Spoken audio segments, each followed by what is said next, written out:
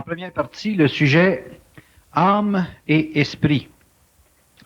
Évidemment, pour certains, le vocabulaire est déjà connu, mais pour certaines personnes, la différence entre les deux n'est pas évidente. Et dans la deuxième partie, nous aurons le sujet sur la superstition, les différents aspects qui font que le vendredi 13 est énervant pour certaines personnes. Pour nous parler de ces sujets, nous invitons M. Bernard de Montréal pour nous parler.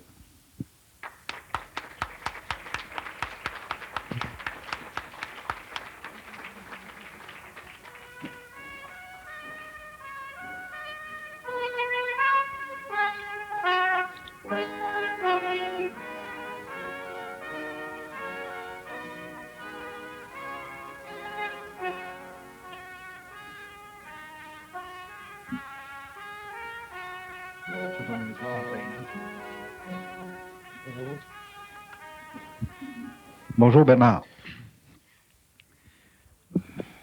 Bonjour. Beaucoup de personnes dans un cheminement ou dans un développement personnel ont à vivre certaines expériences et à travers certains livres ou certaines documentations, on leur parle souvent de l'expérience de l'âme et d'une évolution qui s'associe à l'esprit. Est-ce que la différence entre les deux aspects, les deux mondes, sont faciles à distinguer?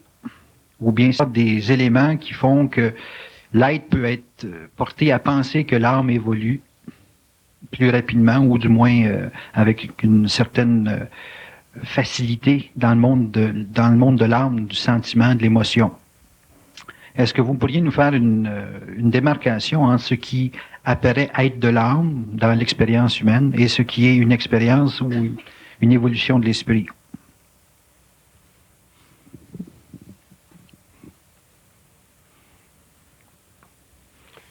L'âme, c'est tout ce qui est relié à la personnalité de l'homme. L'âme, c'est la totalité de sa mémoire, consciente et subconsciente. L'âme, ça englobe l'expérience humaine dans cette vie et dans les vies antérieures. L'âme, c'est un aspect de l'homme qui est vérifiable à travers les sentiments. Dans l'esprit, il n'y a pas de sentiments. L'esprit, c'est l'intelligence pure. L'esprit, c'est l'intelligence intégrale. L'esprit, c'est la partie cosmique universelle de l'âme.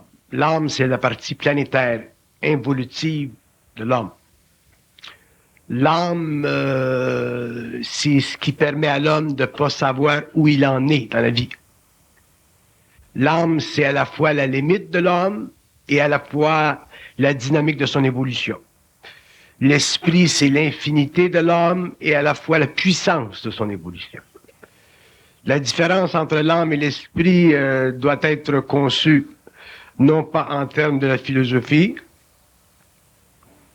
ou du désir psychologique de l'ego, qui fait encore partie de l'expérience de l'âme, mais doit être conçue en fonction de la capacité de l'homme de reconnaître sa capacité d'être en communication télépathique avec son esprit. Pour voir la différence ou reconnaître la différence entre l'âme et l'esprit, il faut que l'homme d'abord ait conscience d'un principe en lui qui ne fait pas partie de sa personnalité, qui fait partie de sa personne, de son individualisation, qui fait partie de sa globalité pensante.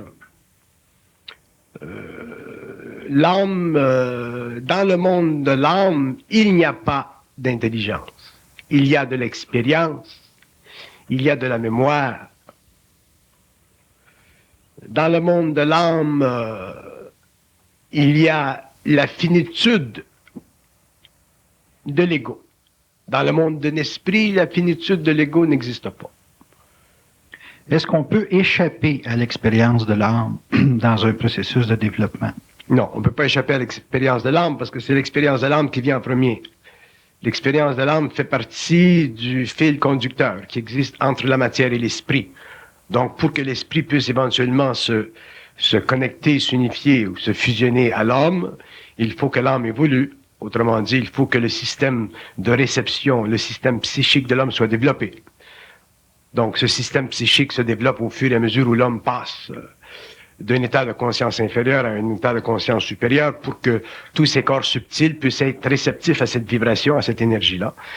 Et à ce moment-là, l'esprit, qui fait partie des domaines universels de la conscience, qui se situe sur le plan mental de l'homme, peut utiliser les énergies de l'âme, la réserve expérientielle de l'âme, la transformer, l'amener à un état de transmutation suffisamment avancé pour que le taux vibratoire du corps mental soit capable d'absorber l'énergie de l'esprit par rayonnement, permettant à l'homme de communiquer avec les circuits universels, permettant à l'homme d'avoir une pensée créatrice, permettant à l'homme d'avoir un ego totalement transparent, permettant à l'homme de ne plus avoir besoin de penser subjectivement, permettant à l'homme de savoir, permettant à l'homme de ne plus avoir besoin de la curiosité pour supporter les exigences égoïques de sa conscience planétaire.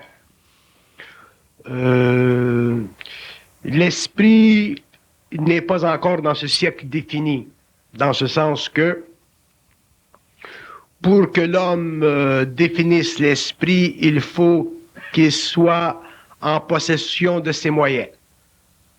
Quels moyens? Bon, les moyens dont je parle sont la capacité de l'homme de ne plus se souvenir. Ça, c'est un des grands moyens de l'homme. Perdre la mémoire intégralement. Je ne dis pas perdre la mémoire dans le sens que vous pouvez le penser. Ce n'est pas la perte de la mémoire dans le sens d'une régression. C'est la perte de la mémoire dans le sens de l'abolition nécessaire d'un principe de vitalité mentale substitué par l'esprit dans l'instantanéité créatrice de son pouvoir naturel. À ce moment-là, l'homme, en tant qu'ego, en tant que conscience transparente, n'a plus besoin de la mémoire expérimentale pour se confier aux exigences de l'ego. Il est capable de supporter une mémoire qui transcende le temps, l'espace et la nature expérientielle de l'âme pour s'appuyer sur l'infinité de son principe universel qui est l'esprit. Est-ce qu'on pourrait dire que la mesure qu'un ego peut se donner de distinguer ce qui est de l'âme et de l'esprit, c'est sa capacité à faire référence à la mémoire pour vivre une expérience? Oui, oui, mais ça va plus loin que ça. Ce qui fait que l'ego a de la difficulté à prendre conscience de son esprit, c'est que la conscience mentale inférieure de l'homme est basée sur l'actualisation créatrice de la réflexion mentale de son ego à travers le monde astral de ses sens. Donc l'homme, quand il vient au monde, quand il vient dans la matière ou quand l'âme s'incarne, il perd complètement le contact acquis avec des mondes parallèles. Donc il vient dans la matière et il grandit dans la matière et il est, au cours de son expérience matérielle, imbibé d'impressions qui sont basées à la fois sur les sens et aussi à la fois sur les opinions extérieures à lui-même qui font partie de sa culture, de sa race ou de sa civilisation. Donc l'homme, quand il vient au monde, n'a pas mémoire cosmique de son origine. Donc il ne vit que par affiliation karmique avec l'âme, c'est-à-dire qu'il ne vit que par reconnaissance atmosphérique avec tous les mouvements astraux de l'âme. Donc, il est forcé, par exemple, d'utiliser son caractère comme preuve mesurable, qualitative de sa nature humaine.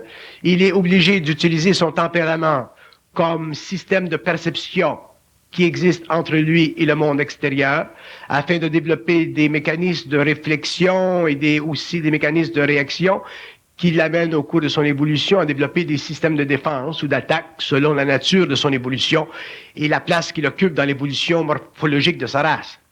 Alors que sur le plan de l'esprit, si l'homme était conscient ou si l'homme venait dans la chair d'une façon consciente, il ne pourrait pas développer le contour psychique d'une conscience planétaire. Il serait obligé d'instantanément s'instruire de lui-même et instruire sa race ou instruire son humanité afin de développer dans cette race ou dans cette humanité ou dans lui-même les moyens correspondant à une affiliation télépathique instantanée avec les plans parallèles qu'aujourd'hui on appelle des plans surnaturels parce que nous n'avons pas accès au corps subtil éthérique qui nous permettent de rencontrer sur un plan d'égalité des mondes où la pensée n'existe pas en tant que telle, mais où elle n'est que le produit de la réaction de ces rayons d'énergie émanant de l'esprit et qui frappent les neurones pour créer dans l'assemblage psychique de l'ego le phénomène de la pensée réflexive. Donc c'est très difficile pour l'être humain de l'involution de pouvoir compenser sur le plan philosophique ou sur le plan de la pensée avec la réalité réellement occulte de sa mémoire organisée par des intelligences ou par des principes intelligents qui s'actualisent créativement dans le cosmos depuis le début de tous les temps. Donc, pour que l'homme en arrive à cette capacité, il sera obligé de prendre conscience de nouvelles sciences qui aujourd'hui commencent à naître sur le plan matériel et petit à petit s'habituer à définir sa réalité non pas par rapport à ce que les hommes, au cours de l'évolution, ont déclaré en tant qu'initiateurs ou en tant que réformistes, mais en tant que créateurs d'une nouvelle façon de voir la réalité. C'est la responsabilité de l'homme, et c'est directement proportionnel à sa capacité mentale de définir la réalité, de définir l'infinité et de définir sa relation avec les plans invisibles. Et cette capacité, elle fait partie de la transmutation de son corps mental, elle fait partie de l'ajustement de son âme à un rayonnement d'énergie qui est très puissant, qui fait partie de sa cosmicité, mais qu'il pourra graduellement intégrer au fur et à mesure où il sera suffisamment avancé pour pouvoir connaître et comprendre des nuances entre la pensée égoïque et la pensée qui transcende l'ego, c'est-à-dire la pensée qui ne se réfléchit pas, qui n'est pas réfléchissable, qui n'a pas de fin en soi et qui n'a pas de début en elle-même, qui est simplement une instantanéité, mais d'un ordre tellement élevé qu'elle passe à travers tous les espaces-temps et déchiffre dans son mouvement la constitution réelle du cosmos et de l'univers, soit visible ou invisible. Sinon, si ce n'était pas le cas, il y aurait une contradiction en termes entre la capacité de l'homme de sentir certaines valeurs profondes et insaisissables et la capacité de l'homme en potentiel d'en faire éclater les voiles pour retrouver en lui la source originale de sa puissance qui, éminemment, dans le temps, produira sur notre planète une race totalement intégrée, c'est-à-dire une race incapable de souffrir ou de supporter les indécences psychologiques de l'évolution et à ce moment-là capable de se supporter et de produire des facettes mentales de l'évolution qui iront autant dans l'instruction humaine des mondes parallèles que dans l'instruction humaine de la science subtile, éthérique de l'avenir. Avant qu'on s'engage dans un terrain où je vais vous échapper, j'aimerais vous poser la question en premier, une réponse courte pour que j'en amorce une deuxième. J'aimerais savoir s'il est possible pour un être humain dans le futur de naître conscient dans la matière, dans un corps humain. Est-ce qu'il sera possible de naître avec une conscience intégrale à sa naissance, une conscience intégrale des plans subtils dont vous parlez? Est-ce qu'il sera possible, dans le futur, de ne pas passer par l'expérience de l'âme? Ce ne sera pas possible sur cette planète. Ce sera possible à l'époque où l'homme passera du stage de l'évolution de la Terre au stage de l'époque de l'évolution jupitérienne. Pour que l'homme puisse venir dans une matière et ne pas être confronté à la dualité de ses sens, il faut que cette matière soit totalement libérée de la gravité. Donc, il faut que l'homme ait accès à son corps éthérique, il faut que l'humanité cesse de constamment se reproduire dans un corps matériel extrêmement dense.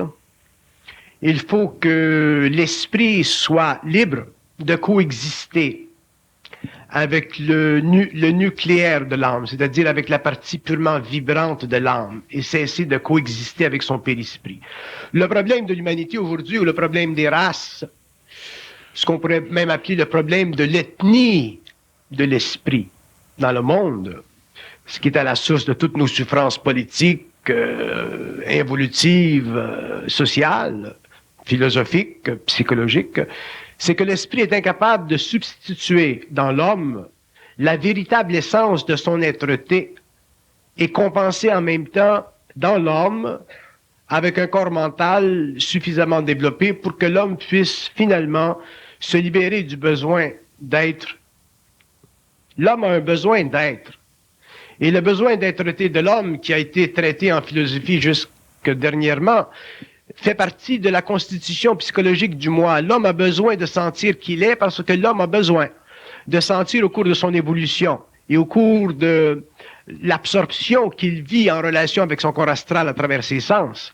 Il a besoin d'avoir une mesure de lui-même afin de pouvoir développer une valeur caractérielle de son moi, pour finalement sentir qu'il est présent dans sa conscience.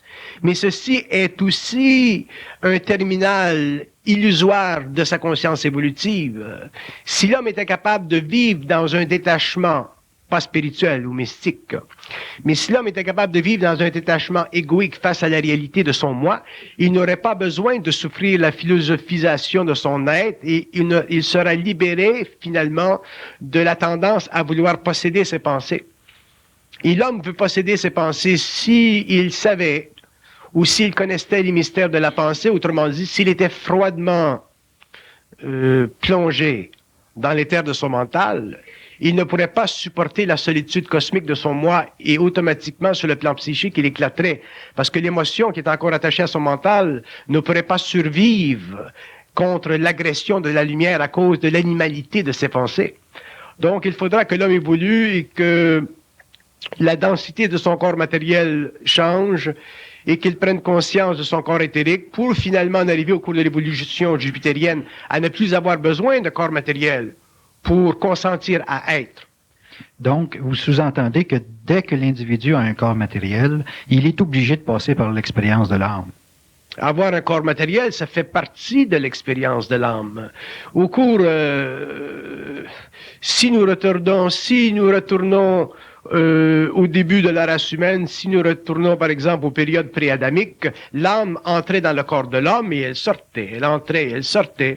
Mais à partir du moment où l'âme a commencé à être prisonnière du corps à cause de toutes sortes de forces, dont la sexualité a été la plus impressionnante, à ce moment-là, l'âme a perdu sa capacité d'être libre. Et en perdant sa capacité d'être libre, elle a été obligée au cours de l'évolution à demeurer fixée dans les centres, fixée au centre psychique de l'homme, jusqu'à ce qu'elle soit libérée par la maladie ou par l'affaiblissement des forces vitales qui a amené ce que nous appelons aujourd'hui la mort. Mais auparavant, l'âme pouvait entrer et sortir. Mais l'homme sera obligé au cours de l'évolution de revenir à la période pré-adamique, c'est-à-dire revenir à une conscience suffisamment universelle pour que l'ego puisse ne pas avoir besoin de se rattacher à la nécessité de l'être-té, afin de laisser finalement à l'esprit la capacité de réunir en lui-même toutes les forces qui font partie du corps matériel, vital, astral et mental, et de donner à ces corps la puissance vibratoire à son propre niveau, au lieu de laisser au corps la puissance vibratoire qui convient au niveau astral de l'âme. Et à ce moment-là, la mort sera inutile, elle ne sera plus utile, elle ne fera plus partie de l'expérience de l'homme. Et à ce moment-là, l'homme sera capable de vivre un autre niveau d'évolution, c'est-à-dire il sera réellement maître, non pas de sa vie, mais il sera maître de la vie. C'est-à-dire qu'il aura le pouvoir à tous les niveaux, parce que finalement, il sera affranchi de son périsprit, il sera affranchi du besoin de l'âme de chercher l'expérience pour son évolution, et il se servira de l'âme simplement comme point de raccord entre son infinité et le plan où il se situera selon son besoin ou son désir d'évoluer dans le cosmos. Est-ce que l'expérience pour un être humain de notre époque, l'expérience de l'âme qui a finalement à traverser mène inévitablement vers une conscience de l'invisible ou d'une dimension de l'invisible. Je regarde ça parce que dans le cinéma, qui souvent véhicule des valeurs culturelles, on a de plus en plus d'intérêt à faire un cinéma qui a un caractère, disons, occulte ou la dimension magie ou la dimension psychique est omniprésente. Est-ce que l'expérience, finalement, de l'âme, qui se fixe, comme vous l'avez dit, dans le corps, amène l'individu à voir qu'il y a une autre dimension que la matière, que la forme telle qu'on l'aperçoit? Est-ce que c'est ça la finalité de l'expérience de l'âme? Non. La finalité de l'expérience de l'âme, c'est celle qui doit amener l'âme à reconnaître qu'elle n'a plus de puissance sur l'ego. Qu'elle n'a plus de puissance sur l'ego. Oui. Parce que même si vous dites qu'aujourd'hui on fait des films ésotériques ou des films occultes ou des films qui traitent avec toutes ces sortes de magouilles ésotériques, ça fait encore partie du monde astral. Le monde astral qu'il utilise la créativité de l'homme pour l'instruire de la matière, des sentiments ou du surnaturel, est toujours responsable de l'ignorance de l'homme. Ce n'est pas parce qu'aujourd'hui on voit des films un peu plus ésotériques qu'on demeure moins voilé dans la réalisation de la conscience. Au contraire, il y a dans ces modes et dans ces mouvements artistiques un très grand mouvement astral qui fait vibrer dans la conscience de l'homme ou dans son subconscient, comme vous l'appelez, des forces extrêmement actives, comme par exemple, comment vous appelez ça, les films de vampires, par exemple. Les films de vampires suscitent dans l'âme de l'homme des réflexions astrales. Et ces réflexions astrales sont purement symboliques, mais elles n'expliquent absolument d'aucune façon et d'aucune manière la réalité du vampirisme. Qu'est-ce que c'est le vampirisme? Le monde astral d'ailleurs, comme j'ai déjà expliqué, qui représente le monde de la mort, est un monde totalement vampirique, et l'homme aujourd'hui n'est pas rendu à un point où il peut facilement constater sur une base intelligente, mentale, que le monde astral est vampirique. Donc, ce qu'il vit au niveau de l'expérience de l'image, à travers l'âme dans le cinéma, n'est qu'une extension dans le monde de l'homme de la puissance astrale de l'âme de faire vibrer des cordes chez l'homme qui constitue dans un sens un certain danger si lui n'est pas suffisamment objectif à la réalité cosmique de l'homme et ne peut pas voir dans ce trafic d'images l'impression subtile que veut créer l'âme ou les entités dans le monde de l'âme ou les entités dans le monde de l'astral pour tourner ou retourner l'attention de l'homme de la matière et la rediriger vers la mort. Parce que l'homme soit conscient de la matière, dans le sens qu'il est matérialiste, ou que l'homme soit mesmérisé, hypnotisé par l'ésotérisme ou le mysticisme ou le voodooesque astral, il demeure qu'il n'a pas conscience du jeu que jouent les forces astrales dans son ego, dans sa nature humaine, sur le plan émotif de sa conscience et sur le plan mental, créatif de son intellect envoûté.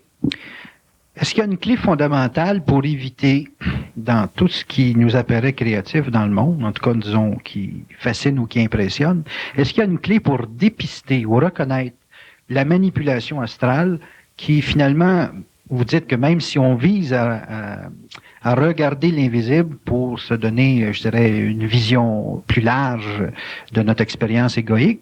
Vous nous dites que malgré tout ça, on peut se faire attraper par l'astral, qu'on peut se faire attraper par les mécanismes qui nous sont présentés extérieurement. Est-ce qu'il y a une clé pour savoir qu'il y a manipulation de la part de l'astral et qui nous plonge dans une expérience astrale, expérience de l'âme?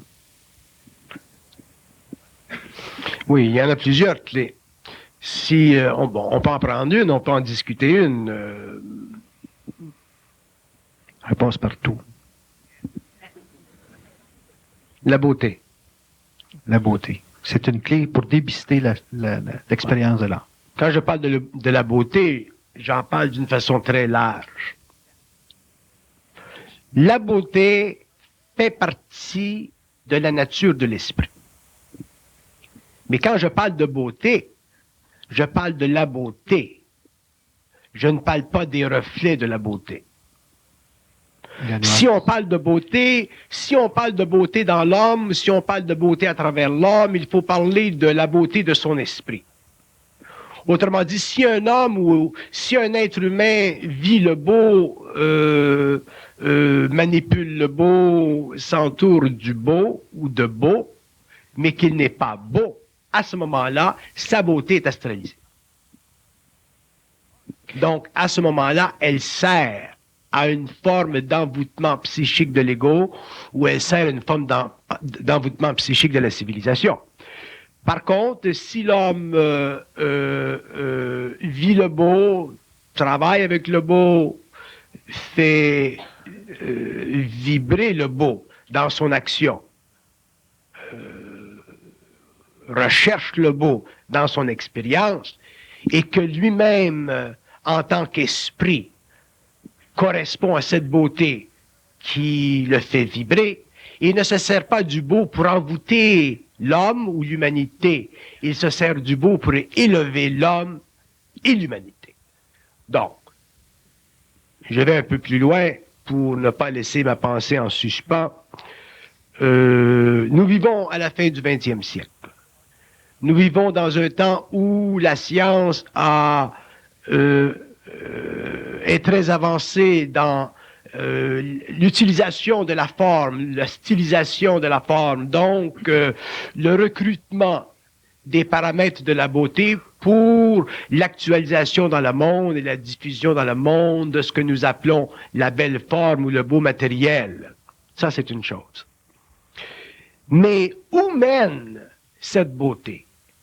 Est-ce qu'elle correspond à l'esprit ou au bel esprit de l'homme?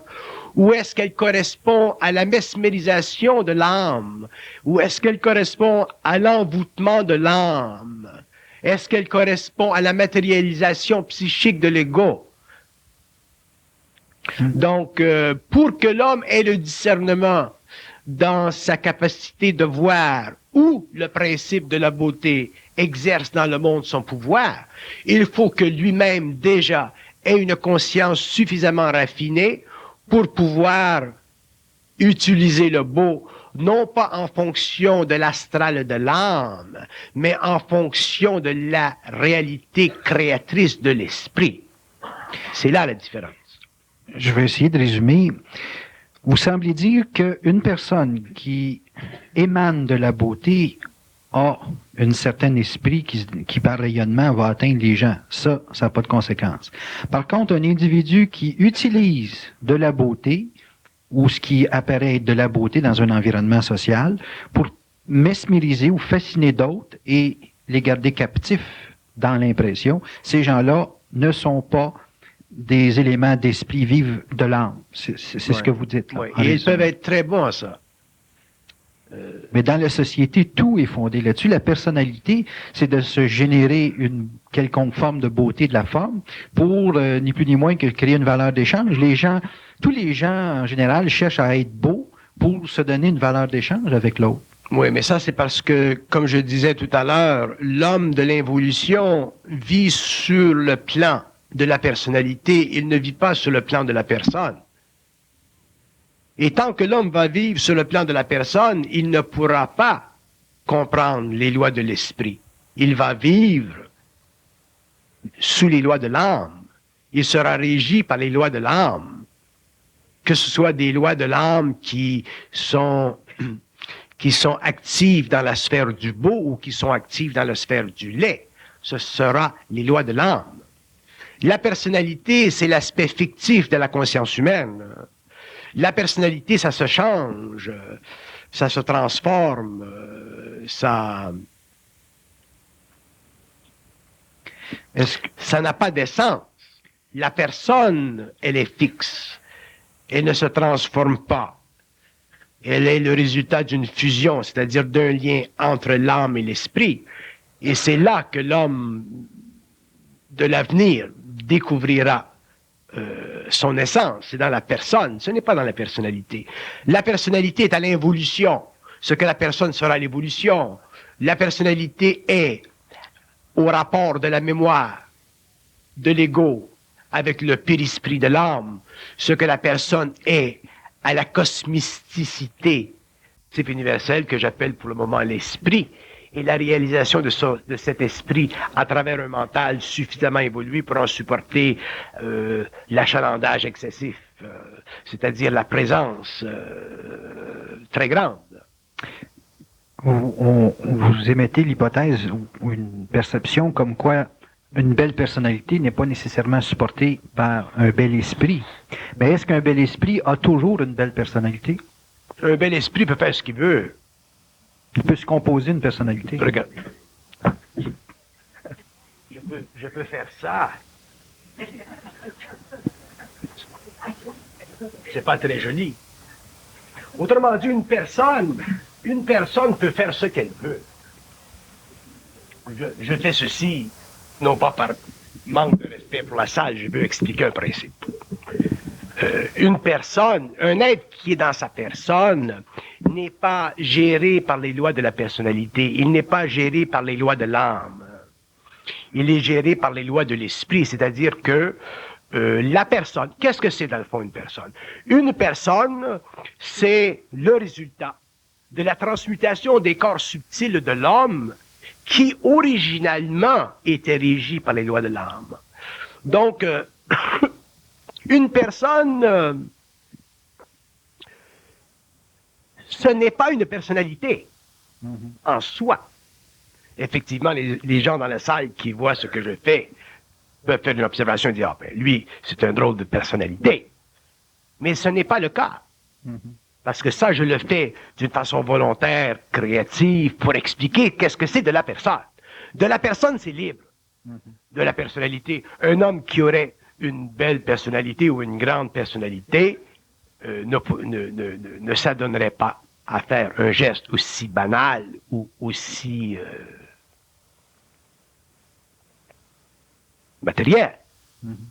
Aussi concret. Aussi concret. Mais j'ai une question. Donc, je le fais parce que j'aime le public, c'est me donner un peu, c'est créer un spectacle pour expliquer un principe qui est difficile à comprendre. Bon, disons, on vous reconnaît de la personne. Une personne qui a de la force ou qui est capable de supporter ses mouvements, on lui reconnaît dans un sens de la personne. Mais la question qui me vient à l'esprit, c'est une personne qui est choquée, un ego qui est choqué de voir une personne s'exprimer. Qu'est-ce qu'il vit au niveau de l'âme? Quel est le choqué? D'où vient ce choqué? Qu'est-ce qui se passe dans son expérience d'âme? C'est la réflexion de l'ego, c'est le corps émotionnel qui vibre, c'est la partie mentale inférieure de l'ego qui veut la vérité telle que lui l'aperçoit. C'est pour ça que j'ai déjà dit que la vérité, c'est une très grande illusion. Tant que l'homme sera à la recherche de la vérité, il sera à la recherche d'un voile, il sera à la recherche d'une ombre. Parce que la vérité, elle est toujours sous-tendue par le mensonge. Il faut un jour que l'homme passe de la vérité à la réalité. Dans la réalité, à ce moment-là, il découvrira l'essence de sa personne et il pourra réaliser la personne des hommes qui sont dans le monde. Mais ce n'est pas à travers la vérité que l'homme peut passer de l'involution à l'évolution, puisque la vérité est justement la formule astrale de l'âme qui permet à l'ego de se sécuriser dans l'impression d'être dans la bonne direction. Un homme qui est dans sa personne n'a pas besoin de direction. Il devient un centre. Il va créer une direction. Mais il n'a pas besoin de direction. Alors qu'un homme qui est dans la personnalité, qui est à la recherche de la vérité, il va toujours chercher une direction. Il va chercher un chemin. Et c'est l'homme lui-même qui doit être son propre chemin. Son propre chemin pour lui. Donc, et selon son niveau d'évolution, bon, il se créera son propre chemin pour lui. Mais si ce chemin est universel, dans le sens qu'il y a suffisamment d'individualisation, ce chemin n'interférera jamais avec le chemin d'un autre. Par contre, sur le plan de la personnalité, les hommes cherchent des chemins. Et comme je disais toujours, les chemins mènent tous à Rome, et un jour l'homme sera obligé de réaliser qu'à Rome, il y a autre chose. Et autre chose, cette autre chose, c'est lui-même. Et c'est là la personne, c'est là qu'elle commence le processus d'individualisation. Et ce n'est pas facile. Et pour individualiser la conscience humaine, il faut que l'homme ait le support de l'esprit. C'est-à-dire qu'il faut qu'il ait la capacité grandissante, graduellement, je l'accorde, mais qu'il ait la capacité de supporter ce qu'il sait. Et ça, ce n'est pas facile, parce que nous avons été pendant des millénaires habitués à vibrer ou à recevoir de l'extérieur de nous-mêmes. C'est très difficile pour un être humain au début de sa conscientisation, au début de son individualisation, de supporter ce qu'il sait. Dans mon expérience, au cours des années où j'ai donné des séminaires, il y a des gens qui me disent « Ah, ce que vous dites, je le sais depuis très longtemps. Vous ne m'apportez absolument rien de neuf. » Et je leur dis « C'est très bien. Vous êtes chanceux. Et c'est comme ça que vous devriez être. » Mais se faire confirmer quelque chose que l'on sait, c'est intéressant. Ça réchauffe. Mais l'homme n'est pas suffisamment objectif pour dire à l'autre ou à l'homme que ce qu'il sait, c'est ça. Est-ce qu'il a le mandat de le dire à l'autre? S'il avait l'humilité, il le ferait.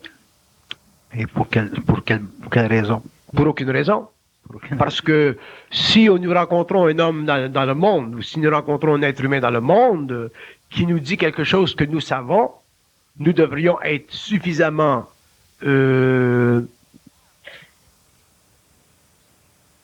conscients pour être contents que quelqu'un nous dise quelque chose que nous savons. Donc nous sommes 2. Ensuite nous sommes 3. Ensuite nous sommes 4.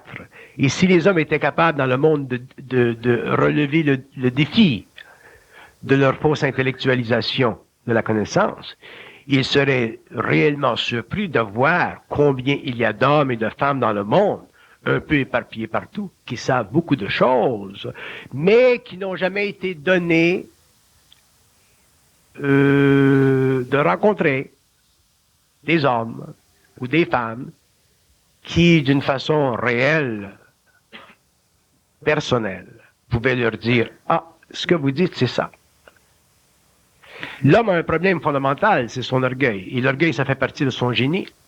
Mais qu'est-ce que c'est le génie? C'est l'incapacité de l'homme de savoir d'où vient son intelligence. C'est très grave. Et c'est très dangereux. On prend 10 personnes qui savent. On les met à une table. Ils discutent ensemble.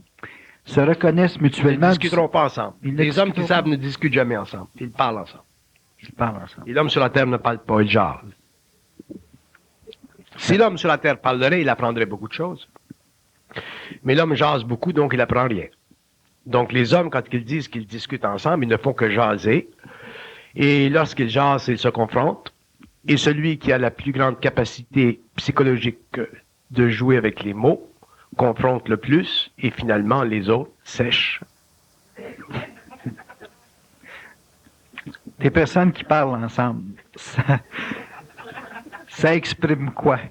Des personnes qui parlent ensemble réalisent constamment que l'esprit utilise différents cerveaux. D'ailleurs, ça fait partie des lois cosmiques. L'esprit utilise différents cerveaux pour se véhiculer. Donc, si vous avez 3 hommes à une table, l'esprit utilisera 3 cerveaux pour véhiculer ce qu'il a à dire de façon universelle. Si vous avez 10 hommes, ce sera la même chose. Si vous en avez 2, ce sera la même chose. Un homme qui est dans sa conscience se doit de parler avec un autre pour savoir jusqu'à quel point il sait. Tu ne peux pas, c'est impossible pour un être humain de penser à ce qu'il sait. Penser à ce que l'homme sait ou penser à ce que l'homme saurait l'amènerait à une fatigue terrible dans le mental, parce que c'est trop vaste le savoir. Mais si l'homme le canalise et parle avec d'autres hommes, à ce moment-là, ce savoir se concrétise, se manifeste, et il devient dans le monde de la connaissance. Mais pour lui, ça demeure simplement un mouvement d'énergie. Donc, ces êtres qui ont une certaine conscience échangent entre eux exclusivement pour faire circuler l'énergie. Ils échangent exclusivement pour faire circuler l'énergie, et au fur et à mesure où ils le font, ils s'aperçoivent que, effectivement, cette énergie va se manifester pendant un certain nombre d'heures, une certaine période, et va atteindre un climax, et finalement, elle va s'arrêter net. Mais est-ce que ça aboutit dans quelque chose de concret, inévitablement? Ça dépend de la conscience objective de ces individus face à l'autorité de cette énergie. Si les hommes sont capables de supporter l'autorité de cette énergie créatrice qui est très grande, à ce moment-là, elle pulvérisera en eux la moindre des émotions, elle éliminera en eux la moindre des spiritualités, et elle les forcera à amener dans le monde une nouvelle science. Donc, s'il y a échange au niveau dont on parle, et que les gens ne sont pas en mesure de vraiment passer à l'action dans le sens d'une science, c'est qu'il y a des ajustements de personnalité. Il y a encore des ajustements de personnalité, il y a encore transmutation des corps subtils, et l'individu ne peut pas accélérer ce processus. Ça fait partie de la fusion de l'esprit avec l'âme, et ça dépend du statut évolutif de l'âme, ça dépend du temps qu'elle doit être pétrie. Donc, tout individu ne peut pas échanger indéfiniment. Il y a sa mesure à lui, de la façon dont vous dites ça. Chaque individu a sa mesure, et des individus, selon leur mesure, ont une plus grande capacité d'échange, ont une plus grande capacité de pénétrer dans ce que j'appelle les mystères. Les mystères étant l'étude des plans, des 7 plans, autant matériels que psychiques. Mais est-ce que, dans un premier temps, l'individu... Je vais vous demander une question. Excusez-moi. Est-ce, d'une façon, je connais la réponse évidemment, mais je vous la demande, pour voir jusqu'à quel point résonne dans l'homme cette inéluctable absurdité. Est-ce que vous concevez comme étant normal, naturel, que l'homme ne sache pas? C'est une absurdité, effectivement, de ne pas savoir. C'est une absurdité. Mais c'est un fait que beaucoup de gens ne savent pas. D'accord, OK. Donc, si l'homme conçoit que ne pas savoir, c'est une absurdité, et je sais que l'homme le conçoit, même s'il ne peut pas concevoir ce que savoir est ou représente, à ce moment-là, cette absurdité, un jour, doit être détruite, neutralisée, éliminée de sa conscience. Et pour qu'elle le soit, il faut qu'il parte du principe qu'il sait quelque chose. Et ça a l'air banal de dire ça. Mais je suis sûr que tous les gens dans la salle ici savent quelque chose. Vous prendriez le moindre des personnages et si vous leur parleriez, pas jaser, parleriez, ils vous répondraient, ils vous parleraient, et vous verriez que quelque chose vient de cet échange. Évidemment, certaines personnes auraient une plus grande capacité de jouer avec les mots, de perfectionner le langage, d'avoir le mot juste. Ça fait partie de l'ajustement du corps mental. Mais chaque individu aurait quelque chose à dire. À partir du moment où l'homme sait qu'il a quelque chose à dire parce qu'il sait quelque chose, là, la chaîne commence. Mais il faut que quelqu'un, dans son expérience humaine, lui donne l'opportunité, que ce soit femme, ami, mari ou petit chien, il faut que quelqu'un lui donne l'opportunité d'échanger par la parole. Si les hommes ne le font pas parce que on constate au cours de l'expérience psychologique de l'évolution que personne n'a le droit à la vérité ou personne n'a toute la vérité, à ce moment-là, on est fait. Et on peut être fait pour des siècles. Mais cette expérience, l'ayant déjà vécue personnellement, c'est que lorsqu'on reconnaît ce que l'autre nous dit ou on sait, disons que moi, personnellement, je pose une question ou je développe dans une relation la possibilité pour l'autre de s'exprimer. Lorsque je lui donne crédit ou je lui présente le fait que ce qu'il sait, c'est ça, il développe automatiquement une impression de puissance. Et Oui, l'échange. Oui, mais ça, c'est normal. Écoutez, c'est normal.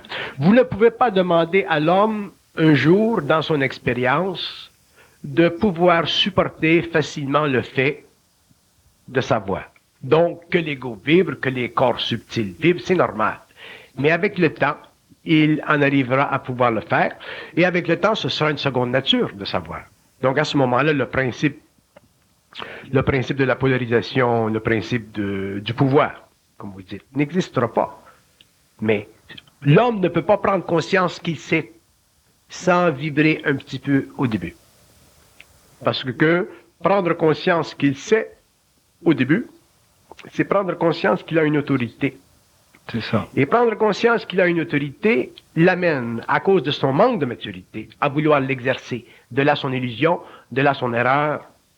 Donc, avec le temps, l'homme saura et l'ego deviendra transparent et le pouvoir, le besoin du pouvoir disparaîtra et l'autorité n'existera plus en lui. Parce qu'un homme qui a le pouvoir de la parole n'a plus besoin d'autorité. Parce qu'avoir besoin d'autorité, c'est avoir besoin de l'exigence psychologique de l'ego face au pouvoir. Un homme qui sait n'a plus besoin d'autorité parce que déjà il sait que ce qu'il sait ne vient pas de lui. Et si ce qu'il sait ne vient pas de lui, il n'a plus besoin de le dispenser. Mais c'est ça, c'est que les gens perdent de vue cette dimension. Oui, mais ça fait partie de l'inconscience. Il faut quand même donner à l'homme un certain temps. Il faut donner à l'homme un certain nombre d'années pour en arriver à pouvoir supporter le vacuum de sa conscience, c'est-à-dire supporter le fait que la pensée vient d'ailleurs, supporter le fait que la pensée, dans son ordre grammatical, syntactique, peut passer du je au tu, que la pensée peut passer du stage de la réflexion au stage de la communication, ainsi de suite, selon son niveau d'évolution. Donc, il faut que l'homme s'habitue à ceci. Il faut que l'ego s'habitue à la neutralité. Et ça, il faut lui donner le temps. Mais il faut d'abord lui donner la chance. Donc, que l'ego soit pas capable pendant un certain nombre d'années de réellement, supporter cette nouvelle vibration, c'est normal. Mais que l'homme lui donne l'opportunité, la chance de réaliser qu'il sait, ça fait partie déjà de sa générosité. Et si l'homme est généreux par rapport à l'homme, l'autre prendra conscience et avec le temps, lui aussi deviendra généreux par rapport à l'homme et ça se continuera et ça se continuera. Et c'est ça qui créera une nouvelle évolution, une nouvelle conscience mentale sur le plan matériel. Et vous parlez d'années. Je parle de siècles, je parle d'années, je parle de siècles, je parle... Soutenir un échange pendant des années avec une personne à qui on donne un crédit dans un échange, ou qu'on donne confiance, ou qu'on donne une oreille, une écoute, et que la personne se sert de son savoir pour le personnaliser pendant des années, il y a des conséquences, du moins dans les décisions que l'individu va prendre. Oui, il y a des décisions. Est-ce que vous n'amplifiez pas à ce moment-là l'expérience de l'âme chez l'individu? À favoriser son impression de savoir. Son impression de savoir de force ou d'éléments qui viennent de l'invisible. Non, parce qu'avec le temps, il sera contre-checké. Dans quel sens? Il sera contre-checké par d'autres individus qui savent. Il sera contre-checké par d'autres individus qui sont capables de voir à travers la subtile illusion de son ego. Un individu qui d'abord sait va avoir tendance à se connecter avec des individus qui savent, plus ou moins. Mm-hmm. Et quelque part dans le temps, il va frapper des individus qui savent suffisamment pour ajuster ce que lui sait. Il y a un système de check, balance and counterbalance. Mm-hmm. Entre les individus. Entre les individus, effectivement, ce ne sont pas les gens du monde qui vont lui dire ceci, mais ce sont les gens qui sont en parallèle avec le monde. Mhm. Et à ce moment-là, ben, avec le temps, ça va s'ajuster, avec le temps, ça va s'ajuster. Tu ne peux pas indéfiniment manipuler une haute vibration sans, avec le temps, rencontrer quelqu'un qui manipule la même vibration. Donc à ce moment-là, si l'homme n'est pas suffisamment conscient ou neutre dans son mental et qu'il il a tendance à vivre un peu du pouvoir dans cette première expérience, il sera ajusté par d'autres. Il sera forcé par l'esprit des autres à ajuster son esprit. Comment se fait-il qu'une personne peut savoir pour les autres, ou savoir dans un événement, ou même savoir tout simplement lorsqu'il a un domaine de dialogue ou de discussion qui ne touche pas son ego, comment ça se fait qu'il ne peut pas savoir pour lui intégralement sur son avenir ou sur son développement? Parce qu'il n'est pas suffisamment conscient. Pourtant, il sait. Oui, oui, il sait un peu, mais savoir, c'est vaste. Savoir, ça veut dire quoi? Savoir, ultimement, savoir, ça veut dire quoi? Ça veut dire savoir tout. Un homme qui sait doit savoir tout. Savoir tout, ça veut dire avoir accès à l'information. Mm-hmm. Mais avoir accès à l'information dans la mesure où cette information est utile. On ne doit pas tomber dans l'illusion psychologique du tout qui représenterait une infinité psychologique de l'ego pour les besoins satisfaisant l'ego. C'est absolument inutile pour un homme de savoir des choses qui ne lui servent pas, ou qui ne servent pas à l'évolution de l'humanité, ou qui ne servent pas à l'évolution de son travail. Ce serait peine perdue, ce serait énergie perdue. D'ailleurs, l'homme ne peut pas... Prenez l'homme ou prenez le cerveau humain comme un cerveau électronique. Il y a tant de mémoire qui puisse rentrer, ou tant d'informations qui puissent rentrer dans ce réseau, sinon le réseau éclate. Donc, à partir du moment où l'homme est en connexion suffisamment avancée avec les circuits universels, ou qu'il puisse instantanément constater sa relation mentale avec un psychisme cosmique, à ce moment-là, il va savoir ce qu'il a de besoin de savoir. Ça fait partie de sa créativité, ça fait partie de son plan de vie, ça fait partie de sa programmation créatrice. Il ne peut pas savoir des choses qui ne sont pas utiles à sa conscience. Est-ce qu'une personne lui est empêchée? Est-ce qu'on lui empêche de savoir des choses pour qu'il vive son expérience d'âme? On lui empêchera de savoir des choses dépendant de son statut universel. Un homme qui aurait un statut universel élevé serait empêché de savoir des choses pour empêcher que des choses sues troublent trop l'esprit de l'humanité. Un homme qui aurait un statut universel, entre parenthèses, inférieur, c'est-à-dire d'un ordre moindre, sur le plan de la responsabilité psychique et cosmique de la conscience, serait empêché de savoir certaines choses ou trop de choses parce que ça ne fait pas partie de son travail, ça ne fait pas partie de sa lumière, ça ne fait pas partie de sa fonction, ça ne fait pas partie de sa créativité, et ainsi de suite. Donc, ce n'est pas relié à l'expérience de l'âme. Non, non, non, ce n'est pas relié à l'expérience de l'âme, c'est relié au statut de l'âme. Qu'est-ce que c'est le statut de l'âme? C'est sa capacité de supporter de façon absolue l'indivisibilité du lien entre la lumière et son plan. OK. Dans le même ordre d'esprit, si une personne d'un statut dit, comme vous dites, inférieur, qui n'a pas un mandat collectif au niveau de son savoir, une personne comme ça consulte ou rencontre une personne qui a une vision, disons, un savoir plus large et demande à cette personne qui a un savoir plus large d'être informée sur sa personne. Est-ce qu'elle sera capable d'utiliser le savoir de l'autre pour son bien-être personnel? Pas nécessairement. L'autre personne pourrait être coupée de l'information afin de permettre à cette personne-là, qui recherche ce savoir, d'en arriver à le reconnaître à travers l'expérience. Bon, je vous donne un exemple. Souvent, j'ai des hommes ou des femmes qui viennent me voir et qui me disent, bon, quand est-ce que je vais rencontrer mon cheval blanc ou ma petite poulette grise. Bon. Et jamais je vais dire, à moins que j'ai des raisons particulières, des gens proches, mais je ne vais pas dire, bon, ben, vous allez rencontrer votre ami dans 12 ans. Parce que, premièrement, je les découragerai. Deuxièmement, je les découragerai. Et troisièmement, je les découragerai. Donc, à ce moment-là, je me retiens et les gens vivent de l'expérience et je peux dire, bon, vous rencontrez quelqu'un dans un temps assez rapproché, puis là, ça mènera à d'autres choses et pour les amener à réaliser ils ont un acheminement à faire avant de pouvoir rencontrer cette pouliche ou ce poulet. Sinon, c'est interférer, c'est faire de la voyance et moi, je ne me considère pas un voyant.